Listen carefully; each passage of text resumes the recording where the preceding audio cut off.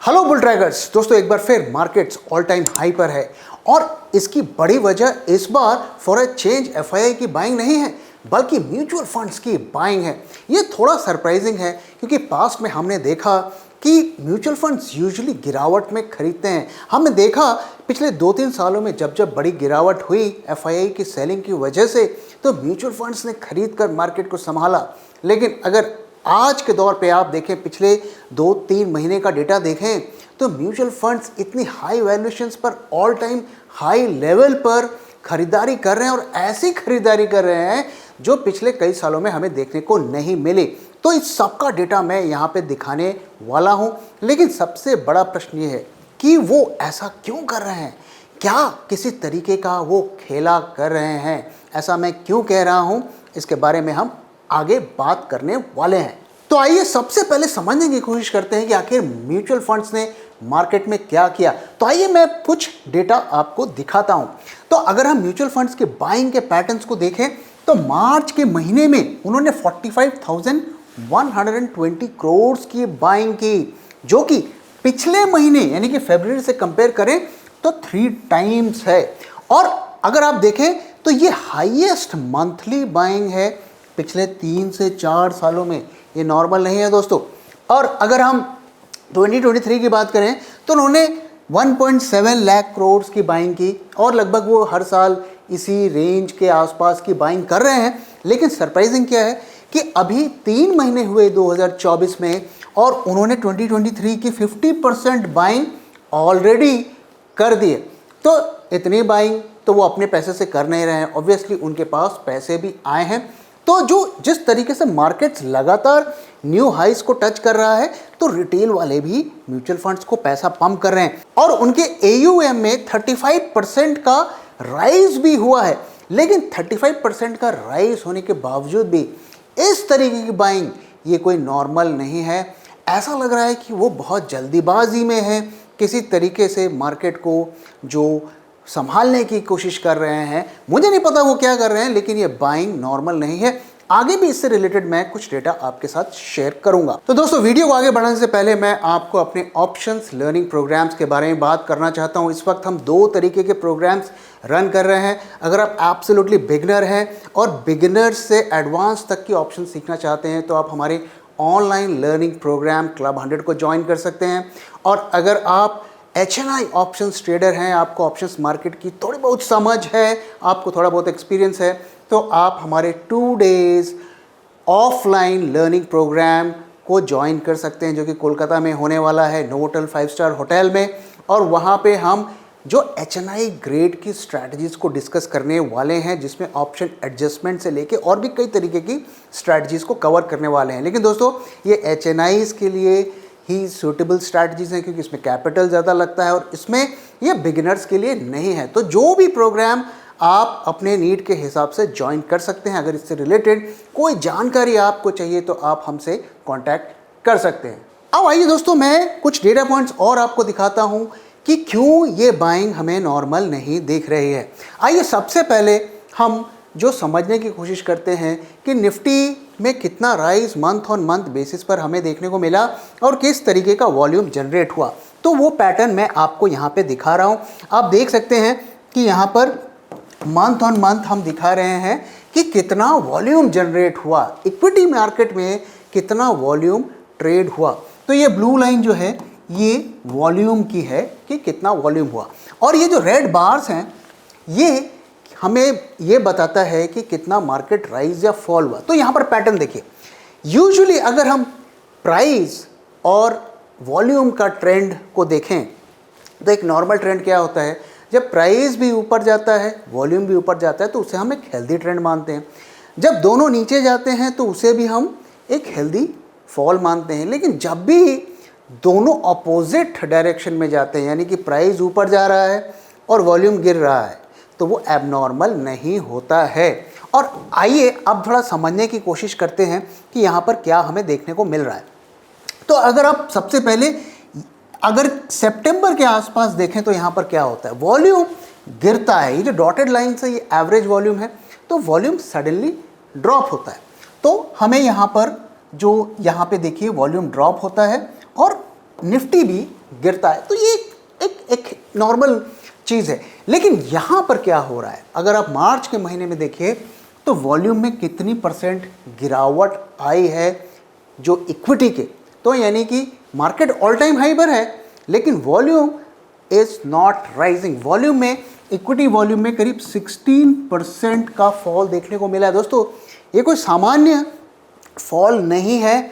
और अगर आप देखें तो मार्च के महीने में बड़ी बड़ी ब्लॉक डील्स हुई, मतलब कि ब्लॉकबस्टर ब्लॉक डील्स हुई हैं जिसमें TCS आता है, ITC आता है और इंडिगो आता है और भी एक दो और स्टॉक्स भी आते हैं, जिनकी वजह से तो वॉल्यूम जो है थोड़ा सा संभल गया। नहीं तो ये बहुत ज़्यादा करीब 30 से 35% की गिरावट हमें देखने को मिलती।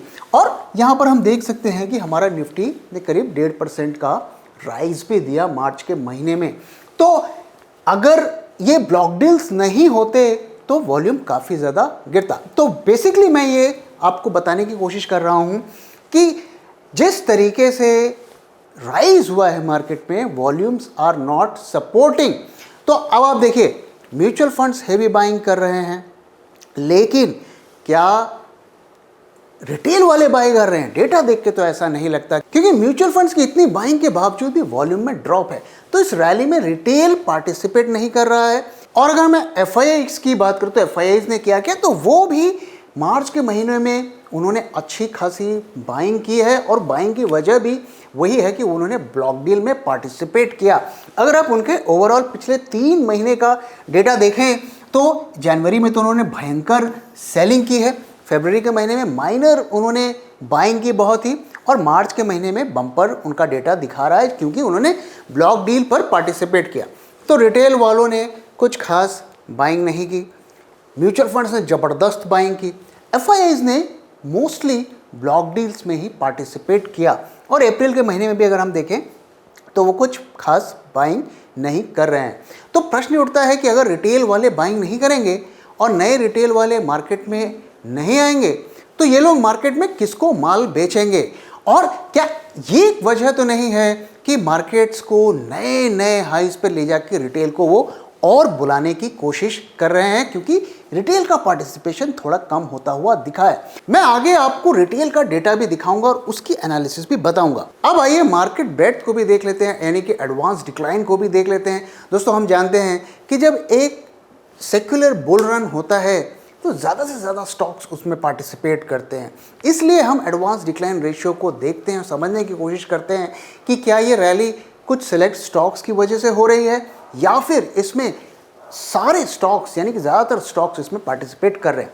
तो ये मैंने NSE का आपको मार्केट ब्रेड्थ की पिक्चर यहाँ पे दिखाने की कोशिश की है। तो आइए देखते हैं कि ये चार्ट हमें क्या बताता है। तो दोस्तों ये 2024 यानी कि 1 जनवरी से लेके कल तक के डेटा का कंपैरिजन है, कितने स्टॉक्स ने कितना रिटर्न दिया। तो NSE में करीब 1628 स्टॉक्स हैं और उसका परफॉर्मेंस हमें दिखता है। तो ये हमारी जो है मीडियन पिक्चर है, 792 स्टॉक्स ऐसे हैं जिन्होंने 11% से 9% का रिटर्न दिया है और करीब 500 स्टॉक्स करीब ऐसे हैं जिन्होंने 10% से ज़्यादा का रिटर्न दिया है और उसके बाद सारे अगर आप देखें तो उन्होंने नेगेटिव रिटर्न दिया है। अब अगर हम 2024 की बात करें तो निफ्टी ने कितना गेन दिया है? निफ्टी ने करीब 4% से थोड़ा लेस, आई थिंक 3.7% के आसपास का रिटर्न दिया है। अगर हम देखें कि NSE के 1628 स्टॉक्स में से कितने स्टॉक्स ने निफ्टी को अंडर परफॉर्म किया है तो हमें क्या देखने को मिलता है। तो डेटा अगर आप देखेंगे तो 890 आउट ऑफ 1628 स्टॉक्स ने 4% से कम का रिटर्न दिया है, यानी कि 50% स्टॉक्स ने अंडर परफॉर्म किया है निफ्टी को, यानी निफ्टी से कम का रिटर्न दिया है। तो क्या आपको ये पिक्चर हेल्दी लगती है कि मार्केट्स लगातार फ्रेश हाइज पे जा रहा है, म्यूचुअल फंड्स इतनी स्ट्रॉन्ग बाइंग कर रहे हैं और 50% स्टॉक्स जो हैं परफॉर्म नहीं कर रहे हैं या बैरली परफॉर्म कर रहे हैं? क्या सिचुएशन ये आपको नॉर्मल लगती है? और दोस्तों यहाँ पर मैं एक और चीज़ आपको बताना चाहता हूँ कि HDFC बैंक ही एक ऐसा स्टॉक है जिसकी वजह से इतनी ज़्यादा मार्केट में रैली देखने को मिल रही है, क्योंकि इसमें बहुत ही स्ट्रॉन्ग बाइंग की जा रही है। अगर हम HDFC बैंक के स्टॉक्स की बात करें तो पिछले एक महीने में ये करीब 7% अप है, जबकि ICICI बैंक उसी पीरियड में 1% डाउन है। बैंक निफ्टी भी इसी की वजह से बढ़ रहा है और बेयरली वो 1% या 2% के आसपास ही अप है। तो काफ़ी सारी बाइंग इसमें हो रही है। अब कहानी मार्केट में ये बताई जा रही है कि HDFC बैंक के फॉर्च्यून्स बदल रहे हैं, क्योंकि उनके डिपॉजिट्स में बढ़ोतरी हो रही है और उनके जो कैसा रेशियो में भी इम्प्रूवमेंट हो रहा है। तो मैंने उनके डेटा पॉइंट्स को देखने की कोशिश की और वहाँ पे डेफिनेटली उनके लोन बुक्स में इंक्रीज़ हो रहा है, उनके जो डिपॉजिट्स में इंक्रीज़ हो रहा है वो हो रहा है, लेकिन क्या वो इतना हो रहा है कि हम ये मान के चलें कि इसमें इस तरीके की रैली हो। और अगर HDFC बैंक में जो रैली हो रही है तो बाकी के बैंक्स में भी होनी चाहिए, जो कि होती हुई हमें नहीं दिख रही। तो ये सारा कुछ जो है ऐसा लगता है कि कहीं ना कहीं किसी तरीके का इंडेक्स मैनेजमेंट की कोशिश शायद हो रही है, ऐसा लगता है। आपका क्या व्यू है, ज़रूर इस बारे में अपना व्यू शेयर करिए। अगर हम फंडामेंटल्स की बात करें, क्या फंडामेंटल्स इतने इम्प्रूव हो गए हैं कि उसकी वजह से इतनी शार्प बाइंग फंड हाउसेस कर रहे हैं? इस पर भी मैंने कुछ डेटा निकालने की कोशिश की और वहाँ पर भी मुझे कुछ खास देखने को नहीं मिला। तो अगर हम फंडामेंटल्स की बात करें तो क्या वहाँ पर कोई ड्रास्टिक चेंज हो गया है जिसकी वजह से इतनी बाइंग हो रही है? तो अगर बाइंग हो रही है तो अक्रॉस द बोर्ड होनी चाहिए, ज़्यादा से ज़्यादा स्टॉक्स में होनी चाहिए। वैसा होता हुआ तो हमें नहीं दिख रहा है। अगर हम फंडामेंटल्स की बात करें तो वहाँ पर कुछ चीज़ें मैं आपके साथ शेयर करना चाहता हूँ। अब देखिए, IIT बॉम्बे प्लेसमेंट 36% स्टूडेंट्स जो हैं उनको प्लेसमेंट नहीं मिल रहा है। IIT बॉम्बे की हम बात कर रहे हैं, कोई छोटे मोटे IIT की बात नहीं कर रहे हैं। अगर हम FDI की बात करें तो FDI में भी वहाँ पर कोई खास हमें ग्रोथ होता हुआ नहीं दिखा। इनफैक्ट इंडिया में डिक्लाइन हुआ है। कई कंट्रीज़ जो हैं ब्रिक्स कंट्री में हमें FDI में राइज भी देखने को मिला है। तो फंडामेंटल्स के फ्रंट पे तो कुछ खास चेंजेस होते हुए नहीं दिख रहे हैं। तो ऐसा क्या वजह है कि मार्केट में इतनी रैली हो रही है? तो अगर आप सही मामले में देखें तो एक अच्छे इकोनॉमिक ग्रोथ का जो इंडिकेटर होता है वो जनरली FDI होता है, कि वहाँ पर लोग लॉन्ग टर्म के लिए इन्वेस्ट करते हैं। मार्केट में जो पैसा आता है वो हमेशा सट्टेबाजी के लिए ही आता है, कि भाई लगा लेते हैं 6 महीने 8 महीने और 1 साल में निकाल लेंगे, जैसा कि FIIs अक्सर करते हैं। कभी वो बायर बन जाते हैं, कभी वो सेलर बन जाते हैं। तो इन कारणों से इस वक्त ऐसा लग रहा है कि कहीं ना कहीं इंडेक्स मैनेजमेंट की कोशिश हो रही है और हमें थोड़ा सावधान रहने की ज़रूरत है। रीज़न क्या है वो मैंने आपके साथ शेयर किया, मैं उसे समराइज कर देता हूँ। तो पहला कारण ये है कि मार्केट्स जो हैं काफ़ी ज़्यादा ओवर वैल्यूड हैं। अगर आप पिछले साल के मार्च लो से कंपेयर करें तो करीब 30% की रैली देखने को मिली है, और अगर आप ट्रेलिंग इनकम की बात करें तो सिर्फ वो 18% ही ग्रोथ हुआ है। तो कहीं ना कहीं जो ये राइज है वो जस्टिफाई नहीं लगता अर्निंग्स के कंपैरिजन में। दूसरी चीज़, मैंने आपके साथ ब्रेथ की पिक्चर शेयर की, एडवांस डिक्लाइन की पिक्चर शेयर की, वहाँ पर भी जो 50% से ज़्यादा के स्टॉक्स अंडर परफॉर्म कर रहे हैं। तीसरी चीज़ ये है कि फंडामेंटल फ्रंट भी अगर देखें तो वहाँ पे कुछ भी खास होता हुआ नहीं दिख रहा है। करेंसी भी हमारी लगातार प्रेशर में है, तो वहाँ पे भी ज़्यादा इनकरेजिंग साइंस नहीं दिख रहे हैं। और चौथा कि FIIs भी श्योर नहीं हैं, वो भी बहुत ज़्यादा बाइंग नहीं कर रहे हैं। अगर आप मार्च का डेटा, जैसा कि मैंने बताया, उनके पिक्चर जो डेटा आया है बाइंग का, स्ट्रॉन्ग बाइंग का, उसकी वजह है कि वो ब्लॉक डील्स है जिसमें उन्होंने पार्टिसिपेट किया। हमें देखना है कि इस महीने उनके फिगर्स क्या आते हैं। अब रह गए म्यूचुअल फंड्स और रिटेल, तो यही दोनों जो है मार्केट को फिलहाल संभाले हुए हैं।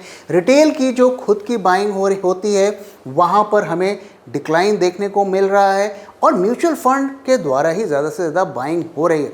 अगर हम न्यू क्लाइंट्स की बात करें तो डेफिनेटली उसमें एडिशन हुआ है, नए डीमैट अकाउंट्स खुले हैं, लेकिन अभी हमारे पास वो डेटा नहीं है कि वो कितनी बाइंग कर रहे हैं। बाय नेचर जो रिटेल क्लाइंट्स होते हैं वो छोटी क्वांटिटी में बाइंग करते हैं, वो मार्केट्स को मूव नहीं कर पाते हैं।